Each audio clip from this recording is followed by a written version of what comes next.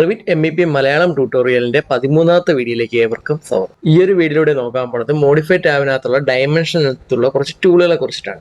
ഈ ടൂളുകൾ ഉപയോഗിച്ചുകൊണ്ടാണ് നമ്മുടെ പ്രൊജക്റ്റിലേക്ക് ആവശ്യമുള്ള മെഷർമെന്റ് കാര്യങ്ങളെല്ലാം നമുക്ക് ചെയ്യേണ്ടത്. ഓക്കെ, അപ്പോൾ ഇത് എടുക്കേണ്ട രീതി എന്ന് വെച്ച് കഴിഞ്ഞാൽ മോഡിഫൈ ടാബിനകത്ത് ഇവിടെ മെഷർ ഉണ്ടാവും. മെഷർ എടുത്തതിന് ശേഷം ഇവിടെ ഡയമെൻഷൻ എന്ന് പറയുന്ന ഒരു ബോക്സ് ഉണ്ടാവും. ഇതിനകത്താണ് ഈ ടൂളുകളെല്ലാം ഉണ്ടാകുന്നത്. അതല്ല എങ്കിൽ ഇവിടെ അനോട്ടേറ്റിലേക്ക് പോയതിനു ശേഷം ഇവിടെ അലൈൻ എടുത്താലും നേരെ പോകുന്നതെന്ന് വെച്ച് കഴിഞ്ഞാൽ ഈ ഒരു ടൂളിലേക്ക് തന്നെ ആയിരിക്കും. ഓക്കെ, ഇവിടെ ഡയമെൻഷനിനകത്ത് നമുക്ക് ഓരോരോ രീതിയിലും മെഷർമെന്റ് എടുക്കേണ്ട ടൂളുകളുണ്ട്. ഓക്കെ, അങ്ങനെയാണെങ്കിൽ നമുക്ക് നേരെ വീഡിയോയിലേക്ക് പോവാം. മോഡിഫൈ ടാബിനകത്ത് മെഷറിനകത്ത് ഇവിടെ കുറച്ച് മെഷർമെന്റ് എടുക്കേണ്ട കുറച്ച് ടൂളുകളുണ്ട്. അതിലൊന്നെന്ന് പറയുന്ന അലൈനഡ് എന്താണെന്നുള്ളത് നമുക്ക് നോക്കാം. എന്തിനാണ് ഇവിടെ ഇതുപോലുള്ള ടൂളുകൾ തന്നിരിക്കുന്നത്? അലൈനഡ്, അതുപോലെ ലൈനർ, ആംഗുലർ, റേഡിയൽ, ഡയമീറ്റർ, ഇതുപോലെ കുറെ ടൂളുകൾ ഇവിടെ തന്നിരിക്കുന്നത് വെച്ച് കഴിഞ്ഞാൽ നമുക്ക് ഡ്രോയിങ് വരയ്ക്കുന്ന സമയത്ത് നമുക്ക് ഓരോ മെഷർമെന്റും എടുത്തു വേണം നമുക്ക് ഡ്രോയിങ് വരയ്ക്കേണ്ടത്. അതുപോലെ തന്നെ നമുക്ക് ഡ്രോയിങ് കംപ്ലീറ്റ് ആയതിനു ശേഷം നമുക്ക് ഇതിന്റെ ഡോക്യുമെന്റേഷൻ ചെയ്യേണ്ടതായിട്ടുണ്ട്. അപ്പൊ ആ ഒരു സമയത്ത് നമുക്ക് ഈ ഡോക്യുമെന്റേഷൻ ചെയ്യാൻ വേണ്ടിയിട്ടും ഈ ടൂളുകളെല്ലാം ഉപയോഗപ്പെടും. കാരണം ഇതിന്റെ വിഡ്ത് എത്രയാണ് ഡ്രോയിങ്ങിൽ കാണിക്കേണ്ടതായിട്ടുണ്ട്. അപ്പൊ ആ സമയത്തെല്ലാം നമുക്ക് ഉപയോഗപ്പെടുന്ന ഒരു ടൂളാണ് ഇവിടെ കൊടുത്തിരിക്കുന്നത്. അതുകൊണ്ട് ആദ്യം തന്നെ നമുക്ക് അലൈൻ എന്ന് പറയുന്ന ടൂൾ ഉപയോഗിക്കാം. ടൂൾ ഉപയോഗിച്ചുകൊണ്ട് എങ്ങനെയാണ് നമുക്ക് ഇതിന്റെ മെഷർമെന്റ് എടുക്കുന്നതെന്നൊക്കെ നോക്കാം. അതിന് വേണ്ടിയിട്ട് ഇവിടെ അലൈൻഡ് സെലക്ട് ചെയ്തതിനു ശേഷം ഇവിടെ 2 ഓപ്ഷൻസ് വന്നിട്ടുണ്ട്. അപ്പൊ അതിൽ ആദ്യത്തെ എന്ന് പറയുന്നത് നമുക്ക് വാൾ ഫേസ് എന്നാണ് ഇവിടെ കൊടുത്തിരിക്കുന്നത്. ഓക്കെ, അപ്പൊ നമുക്കിവിടെ വരയ്ക്കാൻ പറ്റുന്ന വാൾ ഫേസ് ടു ഫേസ് ആണ് നമുക്കിവിടെ വരയ്ക്കാൻ പറ്റുന്നത്. ഓക്കെ, നമുക്ക് ഇതുപോലെ വരച്ച് മെഷർമെന്റ് എത്ര ആണ് ഇവിടുത്തെ മെഷർമെന്റ് എന്നൊക്കെ നമുക്ക് കൃത്യമായിട്ട് വരച്ചെടുക്കാനായിട്ട് സാധിക്കും. അതുപോലെ തന്നെ ഇവിടെ വേറൊരു ഓപ്ഷൻ പിന്നെ ഉള്ളതെന്ന് വെച്ച് കഴിഞ്ഞാല് സെന്റർ ഓഫ് കോർ എടുക്കണമെങ്കിൽ ഈ ഒരു വാളിന്റെ സെന്ററിൽ നിന്ന് അടുത്തൊരു വാളിന്റെ സെന്റർ ഇതുപോലെ നമുക്ക് വരച്ചെടുക്കാനായിട്ടൊക്കെ സാധിക്കും. ഇതിനെ നമുക്ക് താഴേക്കോ മുകളിലേക്കോ കൊണ്ടുപോയിട്ട് നമുക്ക് വെക്കാൻ കഴിയും. ഇവിടെ വേണമെങ്കിലും കൊടുക്കാൻ കഴിയും. ജസ്റ്റ് ക്ലിക്ക് ചെയ്ത് കൊടുത്താൽ ഓക്കെ. ഇപ്പൊ എക്സാക്ട് വാള് ഇതിന്റെ സെന്റർ വേണമെങ്കിൽ നമുക്ക് ഇവിടെ എടുക്കാനായിട്ടൊക്കെ കഴിയും. ഇതുപോലെ നമുക്ക് മെഷർമെന്റ് ഇത് എത്രയാണ് ഈ വാൾ സെന്ററിൽ നിന്ന് ഈ ഒരു ഫർണിച്ചർ എത്ര. അലൈനകത്ത് വേറൊരു ഓപ്ഷൻ ഇവിടെ കൊടുത്തിട്ടുണ്ട്. ഇവിടെ പിക്കിനുള്ളിൽ ഇപ്പൊ ഇവിടെ ഇൻഡിവിജ്വൽ റെഫറൻസ് എന്നാണ് കിടക്കുന്നത്. ഇത് നമുക്ക് എൻ്റയർ വാൾസ് എന്നുള്ളത് കൊടുക്കാം. ഓക്കെ, ഇവിടെ വാൾ ഫേസ് തന്നെയാണ്. ഇപ്പൊ എനിക്ക് ഈ ഒരു വാളിന്റെ മെഷർമെന്റ് അറിയാം. അതിന് വേണ്ടിയിട്ട് ഇവിടെ ജസ്റ്റ് ഈ ഒരു വാൾ സെലക്ട് ചെയ്തതിനു ശേഷം ജസ്റ്റ് മേളിലേക്ക് മൂവ് ചെയ്താൽ മതി. മേളിലേക്ക് മൂവ് ചെയ്യണമെന്നില്ല, ജസ്റ്റ് നമുക്ക് ആ ഒരു ഇത് അറിയുന്നതിന് വേണ്ടിയിട്ട് മാത്രം.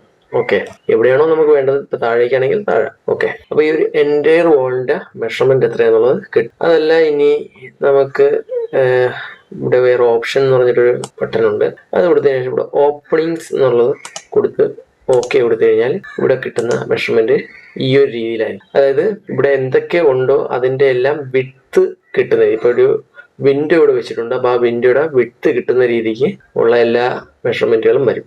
അതല്ല ഇനി നമുക്ക് ഈ വിൻഡോയുടെ എല്ലാം സെന്റർ പോർഷൻ എത്രയാണെന്നുള്ളത് നമുക്കറിയണം. അതായത് സെന്റർ ടു സെന്റർ എങ്ങനെയാണ് മെഷർമെന്റ് ഉള്ളതെന്ന് അറിയണം. അങ്ങനെ അറിയണമെങ്കിൽ ഇവിടെ ഓപ്ഷനുള്ളിൽ വന്നിട്ട് ഇവിടെ ഓപ്പണിംഗ് ടിക്ക് ചെയ്യണം. ടിക്ക് ചെയ്തതിനു ശേഷം ഇവിടെ സെന്റർ കൊടുക്കണം. സെന്റർ കൊടുത്ത് ഓക്കെ കൊടുത്തതിനു ശേഷം ജസ്റ്റ് ഈ ഒരു വാൾ ഏത് വാളിന്റെ ആണോ മെഷർമെന്റ് നമുക്ക് വേണ്ടത് ആ ഒരു വാൾ ജസ്റ്റ് സെലക്ട് ചെയ്ത് വേണം. അപ്പൊ ഈ ഒരു രീതിയിൽ മെഷർമെന്റ് കിട്ടും. അതായത് ഇവിടെ നിന്നും ഈ ഒരു വിൻഡോയുടെ സെന്റർ പോർഷൻ വരെ എത്രയുണ്ടെന്നുള്ള ഒരു മെഷർമെന്റ് ഇവിടെ കാണിച്ചു തരും. അതുപോലെ തന്നെ നമുക്ക് ഈ വാളിന്റെ വിഡ്ത്തും കിട്ടണം. അങ്ങനെ കിട്ടണമെങ്കിൽ ഇവിടെ നോക്കാം, ഓപ്ഷനുള്ളിൽ ഈ ഒരു ഓപ്ഷൻ കൂടെ എനേബിൾ ചെയ്ത് കൊടുക്കണം. അതായത് ഇന്റർസെക്ഷൻ വാൾ എന്നുള്ളൊരു ഓപ്ഷൻ കൂടെ എനേബിൾ ചെയ്ത് കൊടുത്തു കഴിഞ്ഞാൽ ടിക്ക് കൊടുത്തു കഴിഞ്ഞാൽ നമുക്ക് നോക്കാം ഇതുപോലെ. അതായത് വാളിന്റെ വിഡ്ത്ത് എത്രയാണെന്നുള്ളതും കാണിച്ചു തരും. ഇതൊക്കെ നമുക്കൊരു ഫൈനൽ ഡ്രോയിങ് ചെയ്യാൻ നേരത്ത്, നമുക്ക് ഡോക്യുമെന്റേഷൻ ചെയ്യാൻ നേരത്ത് ഇതൊക്കെ വളരെ ഉപകാരപ്പെടുന്ന ഒരു മെത്തേഡാണ്. ഓക്കെ, അതുപോലെ പിന്നെ ഇവിടെ വേറെ ഓപ്ഷൻ ഉള്ളത് ഇന്റർസെക്ഷൻ ഗ്രിഡ് എന്ന് പറയുന്ന ഒരു ഓപ്ഷൻ എനേബിൾ ചെയ്ത് കൊടുത്തു കഴിഞ്ഞാൽ നമുക്ക് ഇവിടെ ഗ്രിഡ് ഉണ്ടെങ്കിൽ ഇപ്പൊ എക്സാമ്പിൾ ആയിട്ട് നോക്കാം. ഇവിടെ നോക്കുമ്പോൾ മനസ്സിലാവും